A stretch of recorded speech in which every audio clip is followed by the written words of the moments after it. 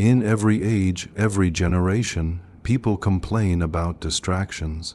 But what most people don't realize is that the greatest thinkers of history, Aristotle, Socrates, Marcus Aurelius, Seneca, Confucius, Buddha, faced a battle just like yours. They too had noise, chaos, temptations, and confusion, yet they achieved a level of focus so powerful that their ideas still shape the world thousands of years later. Today, we rush, we multitask, we lose our attention in seconds.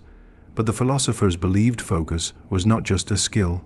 It was a way of life, a discipline, a spiritual weapon, and a path to becoming someone extraordinary. Aristotle believed the mind becomes what it repeatedly does. He taught that focus is a habit you build drop by drop, thought by thought, choice by choice. He said that greatness is not an act, but a pattern, and the pattern begins with attention. Imagine a single drop of water falling onto stone. One drop does nothing, but thousands of drops carve a hole through the rock. That, Aristotle said, is the power of focused repetition. If you give your attention to something every day, even if it is small, that attention becomes a force nothing can stop. Socrates had a different secret. He believed that focus comes from knowing yourself. He noticed that people chase hundreds of goals, desires, and tasks without understanding why. He taught that a person who does not understand their own mind is easily dragged by the minds of others. Socrates believed that if you know who you are and what you want, distractions lose their power. He asked one question repeatedly: why? Why are you doing what you're doing? Why does this matter? Why this path? Why this dream? He believed that once your why becomes crystal clear, your focus sharpens like a blade, cutting through all the noise. But no one taught focus more deeply than the Stoics. Marcus Aurelius, the emperor-philosopher, lived surrounded by chaos, wars, betrayals, sickness, responsibility, pressure. Yet he wrote pages teaching himself how to stay centered even when the world tried to break him.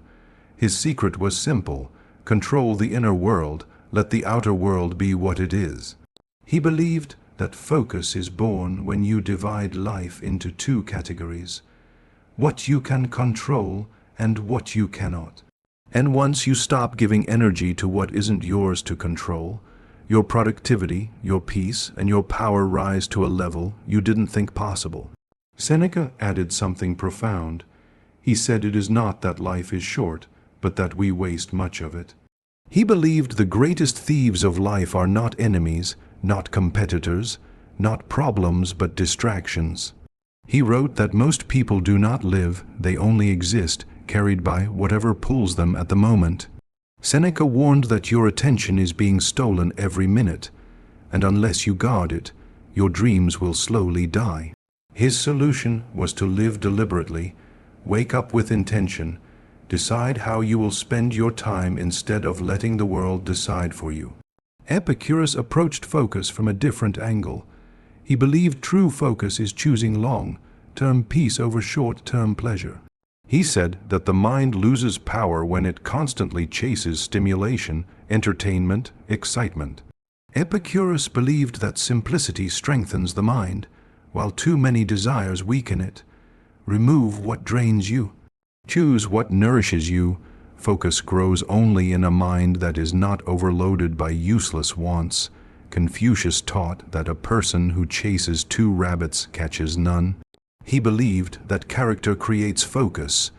If your heart is not trained, your attention will wander. He taught the discipline of single-mindedness. Pick one path, one purpose, one direction, and walk it with consistency.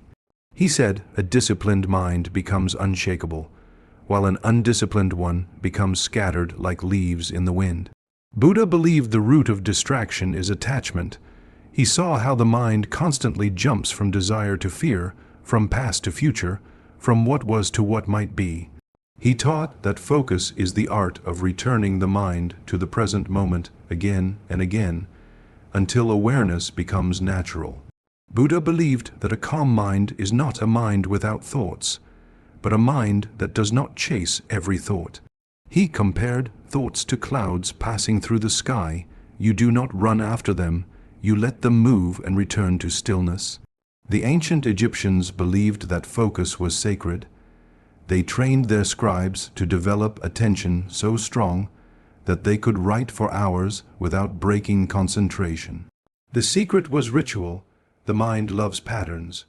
When you have a ritual morning reading, focused work, journaling, you prepare your brain to enter a deeper state of clarity. Rituals are the doorway to focus. In ancient India, the yogis practiced breath control not for physical fitness, but to sharpen attention.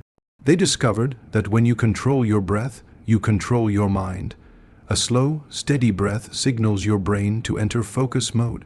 This is why monks could meditate for hours. Their breath anchored their attention like a ship anchored in the middle of a storm. The Persian philosopher Avicenna believed that imagination and focus are deeply connected. He taught that whatever you visualize with clarity becomes easier to achieve. But vague dreams, unclear goals, and scattered thoughts weaken the will. Avicenna said the mind becomes powerful when it holds a single idea with intensity. He believed visualization is not fantasy, it is mental training.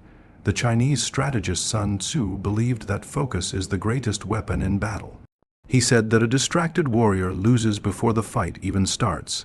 His teaching was simple: eliminate what weakens you. A focused warrior wins not by doing everything, but by doing the right thing at the right time. Focus is strategy. Focus is intelligence. Focus is victory. The philosopher Epictetus believed that you cannot focus until you learn to detach from other people's opinions. He warned that people waste years worrying about what others think. He taught that mental freedom comes when you stop performing for others and start living for your own purpose. Epictetus said the mind becomes sharp when it is not burdened by fear of judgment. All these philosophers agreed on one thing: the mind is a battlefield, and the greatest enemy is distraction, not the phone, not the people around you, but your own untrained attention that jumps from one thing to another without stability. They believed that a successful life is built by protecting your focus like treasure. They taught that if you master your attention, you master your destiny. Now, imagine applying their wisdom to your life. Imagine waking up with clarity instead of confusion.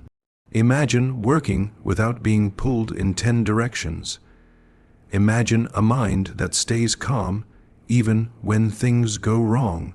Imagine becoming someone whose presence is powerful because your attention is unshakable. What philosophers knew about focus is something modern people have forgotten. They believed that focus is your superpower, your doorway to greatness, your shield against chaos, your path to becoming who you were truly meant to be. And once you know the value of your attention, once you choose to protect it, once you stop giving it to everything that asks for it, you will rise above the noise of the world and enter a silence. Where strength is born, in that silence you will find your purpose. In that purpose you will find your discipline. And in that discipline you will find a life far greater than the one lived by the distracted. This is what the philosophers knew about focus that you don't. And the moment you start living it, you will never be the same again.